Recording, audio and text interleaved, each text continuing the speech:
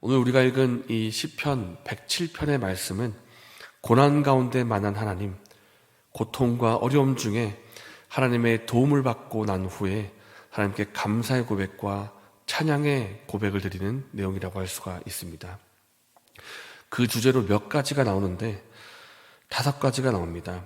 4절부터 9절까지는 광야에서 만난 하나님, 10절부터 16절까지는 감옥에서 만난 하나님, 그리고 17절부터 22절까지는 질병 가운데 만난 하나님이 나오고, 그리고 오늘 본문의 23절부터 32절까지는 풍랑 가운데 만난 하나님, 그리고 마지막 부분은 모든 것을 종합하는 부분이라고 할 수가 있습니다. 그래서 오늘 본문의 시작점은 바다 가운데 만난 하나님이고, 배경이 바다이고 뱃사람이 나오고 있습니다. 그런데 25절에 되어서 바다를 항해하는 중에 광풍을 만나게 됩니다. 광풍이 일어나고 바다 물결이 크게 일어나게 되는데 26절 말씀에 이 물결이 너무나 크기 때문에 그 탄 배가 하늘로 솟구쳤다가 바다 깊은 곳으로 내려갑니다. 파도가 엄청 크게 치면 그 파도에 휩쓸려 가지고 배가 위로 올라갔다가 내려갔다 하지 않습니까? 그런 모습을 묘사하는 부분이라고 할 수가 있습니다. 이렇게 큰 파도가 몰아치고 광풍이 불면 아무리 뛰어난 선원이라고 할지라도, 아무리 능력 있는 뱃사람이라고 할지라도 속수무책입니다. 하나님이 일으키신 이 거대한 자연 앞에 그들의 능력이 무슨 소용이 있겠습니까?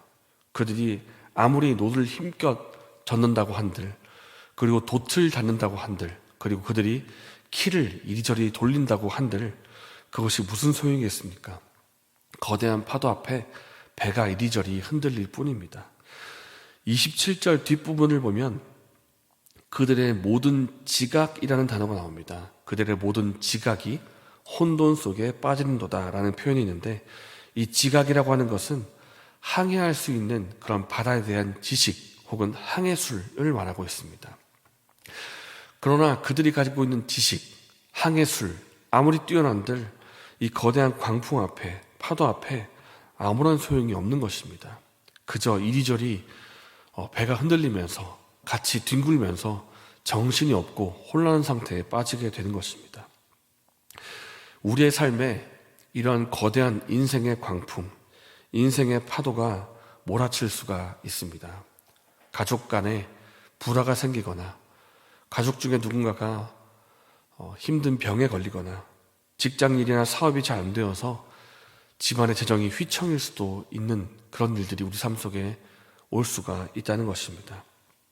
우리가 이런 문제를 만나서 해결해 보려고 이리저리 애를 쓰지만은 거대한 파도처럼 삶을 완전히 뒤흔들어 놓는 바람에 문제는 문제대로 그대로 있고, 힘은 힘대로 다 쓰고, 고생은 고생대로 다 하고 오히려 지칠 뿐이라는 것입니다.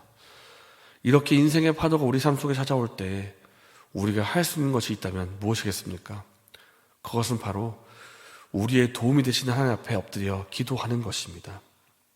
나를 이 문제와 고통에서 해결해 주실 분이 오직 하나님밖에 없다는 것을 알고 하나님 앞에 엎드려 기도하는 것입니다. 함께 28절과 29절의 말씀을 읽겠습니다. 이에 그들이 그들의 고통 때문에 여호와께 부르짖으매 그가 그들의 고통에서 그들을 인도하여 내시고 광풍을 고요하게 하사 물결도 잔잔하게 하시는도다. 그들이 하나님께 간구했더니 하나님의 기도를 들으시고 광풍과 물결을 잔잔하게 하시는 역사를 보게 됩니다. 광풍과 파도를 잠잠하게 하시는 하나님께서 우리 인생에 몰아치는 광풍도 잠잠하게 하실 수가 있습니다. 그렇기 때문에 문제의 파도 앞에 나를 내려놓고 겸손하게 하나님께 나아가 주님의 도우심을 구하시는 저와 여러분 되시기를 바랍니다. 그리고 마지막 부분의 33절과 43절까지는 이 모든 것들을 종합하면서 하나님이 어떤 분이신가 고백하는 내용이라고 할 수가 있습니다. 특별히 하나님께서 사람의 인생을 주관하는 분이시다. 우리 사람의 인생을 모든 것을 다스리는 분이시기에 하나님만 찬양하고 의지하겠다라는 고백이 있는 부분이라고 할 수가 있습니다. 33절 말씀에 하나님이 한번 움직이시면 어떤 일이 일어나는가? 그 눈앞이 강이 흐르고 있더라도 하나님이 한번 만지시면 그곳이 광야가 되어버립니다. 그리고 35절에 그곳이 광야라고 할지라도 하나님이 한번 만지시면 다시 못과 샘물이 되기도 합니다. 36절에 줄인 자들이 거주하여 살기도 하고 풍성한 소출을 누리기도 하지만은 39절 말씀에 재난을 받기도 하고 다시 그들의 마음이 낮추어지기도 합니다. 하나님이 한번 움직이시고 한번 일하시면 극적인 역전이 일어나서 긍정이 부정이 되기도 하고 부정이 긍정이 되기도 하는 그런 일들이 일어난다는 것입니다. 우리가 이스라엘 역사를 보았지만은 그들 가운데 많은 역전이 일어납니다. 한때 그들이 하나님을 온전히 의지하고 예배할 때는 강력해지고 부유해지고 또 주변에 공격하고 주변에 넘보던 나라가 이제는 무릎을 꿇고 그렇게 더 이상 넘볼 수 없는 그런 시대가 오기도 하지만은 그들이 교만하여서 말씀에 불순종하고 죄악 가운데 있을 때는 대적들이 쳐들어오고 모든 것을 뺏어가고 오히려 그들 앞에 짓밟혀 무릎을 꿇게 되는 그런 비굴한 역사가 오기도 하는 것입니다. 이것이 결국 무슨 메시지를 주는 것일까요? 우리의 인생을 주관하시는 분은 하나님이라는 사실입니다. 우리를 울게도 하시고 우리를 웃게도 하시고 우리 인생에 생사 화복을 주관하신 분이 하나님이시기 때문에 우리가 할 일은 오직 그 하나님 앞에 겸손히 의지하는 것밖에는 없다는 것입니다. 하나님께서는 교만한 자의 목은 꺾으시고 겸손한 자는 은혜를 베푸시는 분이십니다. 우리의 인생 그렇기 때문에 우리가 마땅히 해야 할 반응이 있다면 오직 하나님만을 의지하고 주관자 되신 하나님만을 찬양하고 예배하는 것입니다. 43절을 함께 읽겠습니다. 지혜 있는 자들은 이러한 일들을 지켜보고 여호와의 인자하심을 깨달으리로다. 우리가 삶의 순간마다 하나님의 인자하심을 발견하기를 원합니다. 우리의 삶의 순간순간마다 하나님께서 우리의 삶을 주관하시고 다스리신다는 것을 깨닫기를 원합니다.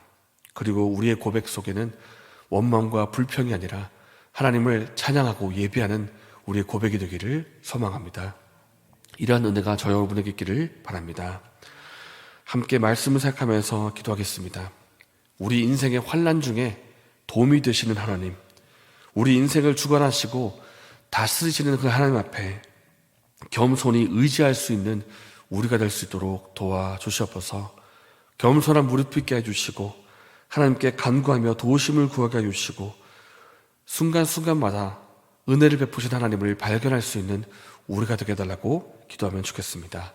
이렇게 기도하시고 개인적인 제목 기도하신 후에 자유롭게 돌아가시겠습니다.